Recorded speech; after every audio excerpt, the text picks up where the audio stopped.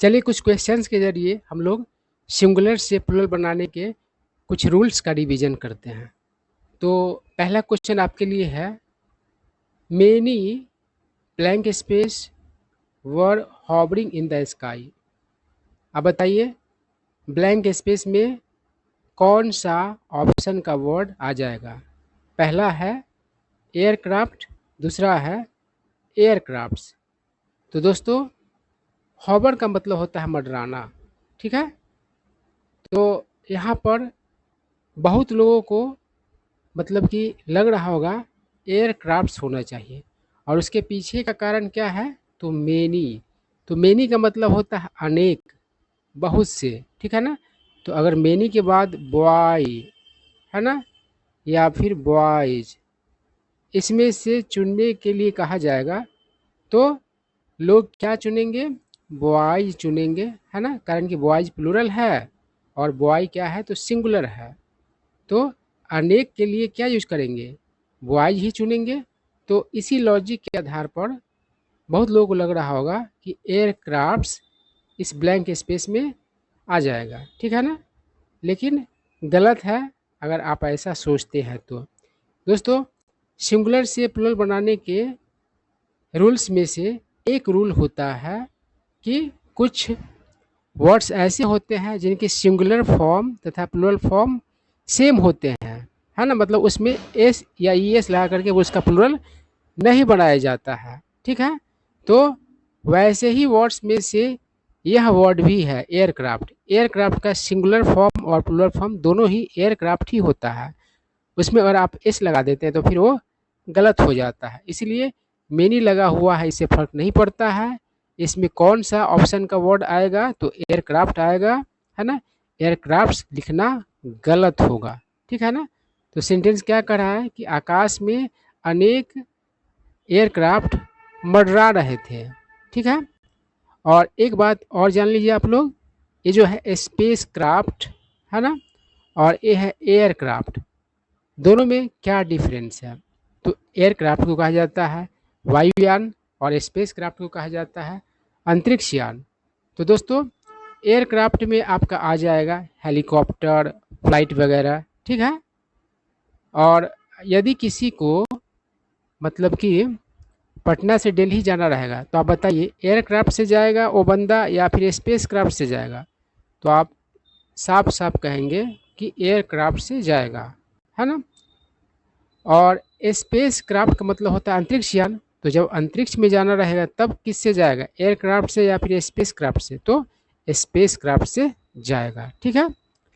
चलिए आगे बढ़ते हैं। दूसरा क्वेश्चन है, four blank space are grazing in the field. Graze मतलब होता है चरना, गाय भैंस ये सब चरते रहते हैं ना, तो वही वर्ड यहाँ पर दिया हुआ है, ग्रेज मतलब चरना। ऑप्शंस देख लीजिए, पहला ऑप्शन है शिप्स, दूसरा ऑप्शन है शिप। अब बताइए फोर दिया हुआ है चार, तो इसके बाद क्या आएगा, शिप्स आएगा या फिर शिप आएगा। तो दोस्तों यह वर्ड भी वैसा ही है, मतलब कि शिप का सिंगुलर और प्लूरल सेम होता है। उसमें अगर आप एस लगाते हैं तो फिर वो गलत हो जाता है। इसलिए ऑप्शन बी में जो दिया हुआ है वर्ड मतलब शिप दिया हुआ है वो सही है, और ऑप्शन ए में जो दिया हुआ है शिप्स वो गलत है, ठीक है। तो क्या हो जाएगा, four sheep are grazing in the field, मतलब फील्ड में चार भेड़ चर रहे हैं, ठीक है। और एक वर्ड होता है शिप, शिप मतलब होता है जहाज जो कि पानी में चलते हैं, ठीक है ना।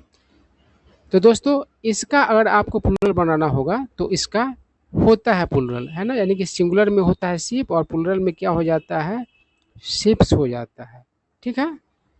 और ये वर्ड है डियर, तो डियर मतलब क्या होता है, हिरन।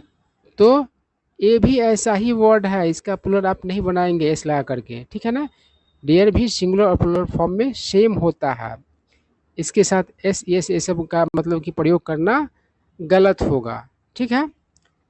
चलिए आगे बढ़ते हैं। तीसरा क्वेश्चन है, I gave him five blank space rupees. पहला ऑप्शन है 100, दूसरा ऑप्शन है हंड्रेड्स। इसमें क्या आ जाएगा, तो 5 दिया हुआ है मतलब 5, तो इसके अनुसार आपको क्या लग रहा है, हंड्रेड्स देना चाहिए? नहीं दोस्तों, यहाँ पर भी 100 ही आएगा। कहने का मतलब है जब 100 हो, 1000 हो, मिलियन बिलियन कुछ भी हो और उसके पहले कोई संख्या वाचक मतलब कि विशेषण दिया हुआ हो, न्यूमेरल एडजेक्टिव दिया हुआ हो, है ना, संख्या का बोध कराने वाला एडजेक्टिव दिया हुआ हो, तो जो भी संख्या वो क्या है, न्यूमेरल एडजेक्टिव होता है। तो आप उसके बाद मतलब कि उसमें एस ये सब नहीं लगाएंगे, है ना, तो इसलिए हंड्रेड्स कहना गलत होगा। ठीक है बात, तो क्या हो जाएगा, 500 होगा, हंड्रेड्स नहीं होगा, है ना। और ये है, ये प्लूरल हो जरूर होगा, रुपीज जो है ये प्लूरल जरूर होगा, रुपी सिंगुलर होगा, रुपीज प्लूरल हो जाएगा, है ना। तो ये सब क्वेश्चन एग्जाम में पूछे जाते हैं। बड़ा बड़ा सेंटेंस दे देगा, इतना छोटा सेंटेंस नहीं देगा, दे भी सकता है नहीं भी दे सकता है, लेकिन कॉन्सेप्ट तो इतना ही छोटा रहता है ना। आपको देखना किस चीज़ को है, तो इसी को देखना है कि प्लूरल बनाया है मतलब एस लगा करके या फिर नहीं बनाया है। तो ये जो है 100, 1000 ये सब के पहले अगर कोई भी संख्या सूचक शब्द रहे तो आपको क्या करना है, उसका प्लूरल नहीं बनाना है, ठीक है ना। चलिए, और उसके बाद के आइटम के लिए ज़रूर यूज होगा, जैसे रुपी है तो यहाँ पर रुपी इसका हो गया है, सिर्फ इसका नहीं होगा, 100 का 1000 का इसका प्लूरल नहीं होगा, ठीक है ना। अब देखिए यहाँ पर दिया हुआ है, thousands of passengers are still stranded at the railway station, मतलब कि स्ट्रैंड मतलब होता है फंसा हुआ होना, मतलब कि वहाँ से निकल नहीं पाना, है ना। तो क्या कर रहा है कि हजारों यात्री लोग अभी भी फंसे हुए हैं रेलवे स्टेशन पर, है ना। तो देखिए यहाँ पर क्या किया हुआ है, थाउजेंड्स का प्रयोग किया गया हुआ है ना। तो ये सब थाउजेंड्स ऑफ ये सब जो रहता है, हंड्रेड्स ऑफ, तो प्लूरल किया गया रहता है, ठीक है ना। और यहाँ पर देख रहे हैं आप कि 1000 के पहले कोई संख्या सूचक शब्द नहीं है ना, यहाँ पर 500 है और यहाँ पर 1000 के पहले कुछ संख्या सूचक शब्द नहीं है, ठीक है। तो इस बात का ध्यान रखना है, छोटा छोटा बात ही रहता है लेकिन एग्जाम में क्वेश्चन गलत हो जाता है। चलिए अगला क्वेश्चन है, क्या कर रहा है, the professor has to dash, option है, रुक जाइए, पहला ऑप्शन है डॉटर इन लॉज, दूसरा है डॉटर्स इन लॉ। तो दोस्तों डॉटर इन लॉ मतलब क्या होता है, पुतोह, ठीक है। तो इसका क्या मतलब हुआ कि उस प्रोफेसर के दो मतलब कि पुतोह है, तो सिंगुलर क्या होता है, डॉटर इन लॉ। अब इसका प्लूरल कैसे बनाया जाएगा डॉटर इन लॉ का, ऑप्शन ए में दिया हुआ उसके जैसा या फिर ऑप्शन बी में दिया हुआ है उसके जैसा। तो हम लोग जनरली क्या करते हैं, जैसे बॉय है तो उसमें लास्ट में इस लगा देते हैं, प्लूरल बन गया, है ना। लेकिन दोस्तों ये जो कंपाउंड नाउन है डॉटर इन लॉ, तो अगर आप इसमें लास्ट में लगाएंगे तो यह प्लूरल गलत होगा, है ना। यहाँ पर एस कहाँ लगेगा, तो डॉटर में लगेगा, डॉटर्स इन लॉ होगा, तो ऑप्शन बी सही है, ठीक है ना। इस तरह के बहुत सारे मतलब कि नाउन होते हैं जिन्हें कंपाउंड नाउन कहा जाता है। तो सही ऑप्शन क्या है, डॉटर्स इन लॉ, यानी कि डॉटर के बाद आपको लगाना कि लॉ के बाद, ठीक है।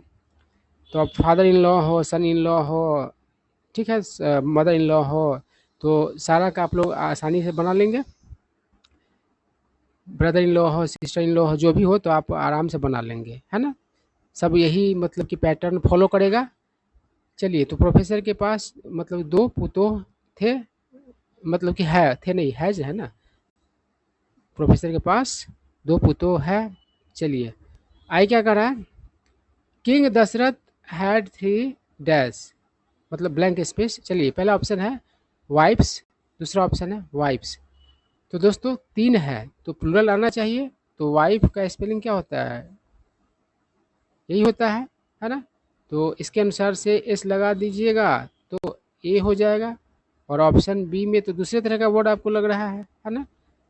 लेकिन दोस्तों ऑप्शन बी वाला वर्ड ही सही है। देखिए जिस वर्ड के अंत में एफ ई लगा हो तो उस एफ ई को हटा दिया जाता है और बदले में वी ई एस लगा दिया जाता है, ऐसे बनाया जाता है प्लूरल। तो वाइफ में एफ ई लगा हुआ है लास्ट में, तो एफ ई को हटाइए और वी ई एस जोड़िए, तब जाकर के उसका प्लूरल होगा। तो बी वाला ऑप्शन ही सही है। तो कहने का मतलब क्या है, राजा दशरथ के मतलब 3 पत्नियां थी, वाइफ्स होगा, है ना, वाइफ्स एक गलत है। चलिए अगला क्वेश्चन है, क्या कह रहा है, the police caught 3 dash at Patna junction yesterday. पहला ऑप्शन है थिप्स, दूसरा ऑप्शन है थिप्स। तो थीप का स्पेलिंग क्या होता है, THIEF। थीप मतलब चोर, और एक से अधिक चोर के लिए आप क्या कीजिएगा, इसमें एस लगाइएगा, गलत हो जाएगा, है ना। तो जो थीप है इसमें एफ है, तो चाहे एफ रहे चाहे एफ ही रहे, जैसे वाइफ है तो इसमें क्या है, एफ ही है ना। और यदि मतलब कि एफ रहे, THIEF, जैसे कि थीप में होता है ना, तो एफ रहे चाहे एफ ही रहे, दोनों के लिए सेम रूल है। आपको क्या करना है, एफ और एफ ही को हटा देना है और क्या लगा देना है, VES लगा देना है। तो थीप में भी क्या हो जाएगा, VS लगेगा। तो देख रहे हैं यहाँ पर ऑप्शन बी वाला जो वर्ड है यही सही है ना। कारण कि 3 का बात किया गया तो प्लूरल फॉर्म का यूज किया जाएगा। तो कह रहा है कि पुलिस ने 3 चोरों को पकड़ा पटना जंक्शन पर कल। ठीक है, अब चलिए अगला क्वेश्चन है, I have two blank space of shoes. पहला ऑप्शन है पेयर, ऑप्शन बी है पेयर्स। तो टू है तो पेयर होगा या पेयर्स होगा। तो दोस्तों अगर कोई वर्ड ऐसा हो जो खुद ही एक से अधिक का बोध कराता हो तो उसका प्लूरल नहीं बनाया जाता। जैसे पेयर, पेयर एक से अधिक का बोध कराता है, मतलब 2 का बोध कराता है, तो उसका पेयर्स आप यूज नहीं करेंगे, गलत हो जाएगा, पेयर ही होगा। तो सही ऑप्शन क्या होगा, I have 2 pair of shoes. इसका प्लूरल जरूर होगा लेकिन पेयर का प्लूरल नहीं होगा, है ना। जिस चीज़ का भी जोड़ा रहेगा तो उसका प्लूरल आप कर सकते हैं, किया जाता है, लेकिन पेयर का प्लूरल नहीं बनाएंगे। तो क्या होगा, मेरे पास 2 जोड़े जूते हैं। हम लोग हिंदी में कहते हैं 2 जोड़े जूते हैं, लेकिन इंग्लिश में जो है आपका पेयर्स लिखना गलत होता है। क्या होता है, पेयर लिखना सही होता है। ठीक है, चलिए अगला है, ही बॉट, बाई का बॉट हो गया, बाई मतलब खरीदना, 2 ब्लैंक स्पेस बनानाज। पहला ऑप्शन है डजन, दूसरा ऑप्शन है डजन्स। तो यह बहुत आसान क्वेश्चन हो गया आपके लिए, कारण कि जो इससे पहले हम लोग जो रूल डिस्कस किए हैं उसी पर आधारित क्वेश्चन है। डजन भी क्या है, मतलब कि एक से अधिक का बोध कराने वाला संख्या सूचक शब्द है यह, ठीक है ना। तो डजन मतलब 12 होता है। तो यहाँ पर जो है आपका इसका डजन्स करना गलत होगा, डजन होगा, 2 लगा हुआ इसे मतलब नहीं है। क्या है, ही बॉट 2 डजन बनानाज, उसने 2 दर्जन केले खरीदे, है ना। चलिए अगला है, the godown is infested with blank space दिया हुआ है। पहला ऑप्शन है माउस, दूसरा ऑप्शन है माइस। तो दोस्तों माउस एक तो कंप्यूटर का कंपोनेंट होता है ना, और एक होता है चूहा। तो दोस्तों जब मतलब कि चूहा का बात किया जाए जो कि एक जीव है ना, तो उसका प्लूरल माइस होता है ना। और वो जो कंप्यूटर का कंपोनेंट होता है तो उसका प्लूरल माइस भी होता है और माउसेज भी होता है ना। क्या होता है, माइस भी होता है और माउसेज भी होता है। तो सेंटेंस से किस चूहा का बात पता चल रहा है, तो जो जीव होता है चूहा उसका पता चल रहा है। इन्फेस्टेड विथ मतलब से भरा हुआ, तो क्या करा, गोडाउन चूहों से भरा हुआ है ना। तो माउस जो कि एक जीव होता है उसका प्लूरल क्या होता है, तो ये माइस होता है ना। ठीक है, यहाँ पर एस दिया रहना चाहिए था, तब तो कन्फ्यूजन मतलब कि होता है ना। तो अगर दिया रहता पहला ऑप्शन में माउसेज, पहला ऑप्शन में क्या दिया रहता, माउसेज, और दूसरा ऑप्शन में माइस दिया रहता, तो आप माउसेज नहीं चुनते, है ना, क्या चुनते, माइस चुनते, है ना। यहाँ पर सिंगुलर ही दिया हुआ इसलिए कन्फ्यूजन तो और भी नहीं है ना। कारण कि कोई भी चीज़ भरा हुआ रहेगा एक से थोड़ी भरेगा, एक से अधिक रहेगा, चूहा पूरा बहुत संख्या में रहेगा तब तो उसे भरा हुआ रहेगा। इन्फेस्टेड विथ का मतलब होता है भरा हुआ, है ना। तो यहाँ पर माउसेज दिया हुआ है ना, नहीं ये छूटा हुआ है हम दे दिए, तो ये माउसेज गलत होगा। क्या होगा सही, तो माइस होगा, कारण कि चूहा का जो कि एक जीव होता है उसका प्लूरल माइस होता है। और चूहा मतलब कि जीव ना हो और किसके बारे में और माउस का प्रयोग किया जाए, तो जो कंप्यूटर का कंपोनेंट है ना, तो उसका बात किया जाए तो उसका प्लूरल दोनों चलेगा, एस लगाकर भी चलेगा और बिना एस के भी, मतलब इस तरह का स्पेलिंग भी चलेगा। ठीक है, तो जीव को कहा जाता है चूहा, और इंग्लिश में जो कंप्यूटर का कंपोनेंट होता है उसको भी माउस ही कहा जाता है। ठीक है, चलिए अगला क्वेश्चन है, there are 2 blank space in the word elephant. पहला ऑप्शन ई, दूसरा ऑप्शन है ईज, है ना।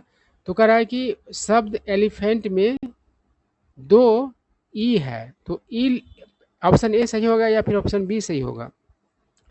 तो शब्द एलिफेंट में एक ई यहाँ पर है और एक ई यहाँ पर है। मतलब कि ई तो है शब्द एलिफेंट में, है ना? तो क्या ऑप्शन सही होगा? तो दोस्तों ऑप्शन बी सही होगा, यानी कि ए एक से अधिक हो गया, ई एक से अधिक हो गया, कोई भी अक्षर एक से अधिक होगा तो उसके लिए दो तरीका होता है प्लुरल बनाने का, या तो आप ई एस भी कह सकते हैं या फिर ई एपस्ट्रॉफी एस भी कह सकते हैं, है ना? तो इससे तो एक ही का पता चलता है, ऑप्शन ए से एक का पता चलता है, टू ई नहीं ना हम लोग कह सकते हैं, या तो टू ईज कह सकते हैं या इस तरीके से कह सकते हैं, दो है ना? यानी कि अक्षर का ही प्लुरल बनाया जाता है, ठीक है ना? तो हमारा ऑप्शन बी सही है ना? और एक बात और ध्यान देने वाला है दोस्तों, दो तरीके से प्लुरल बनाया जाता है, या तो सिर्फ एस लगा करके या फिर एपस्ट्रॉफी एस लगा करके, है ना?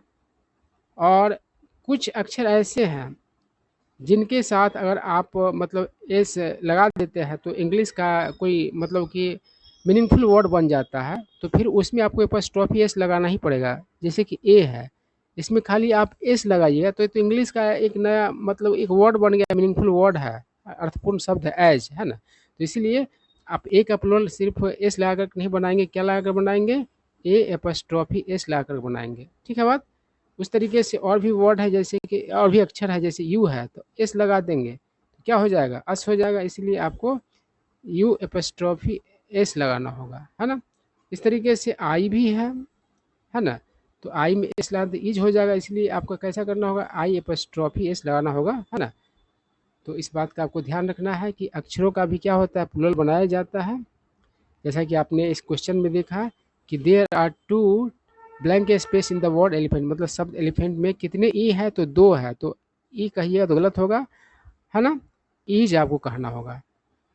तो आई होप आप लोगों को नंबर से संबंधित कुछ इम्पोर्टेंट रूल सीखने को मिले होंगे और पहले से जानते होंगे, तो आपका रिवीजन हुआ होगा।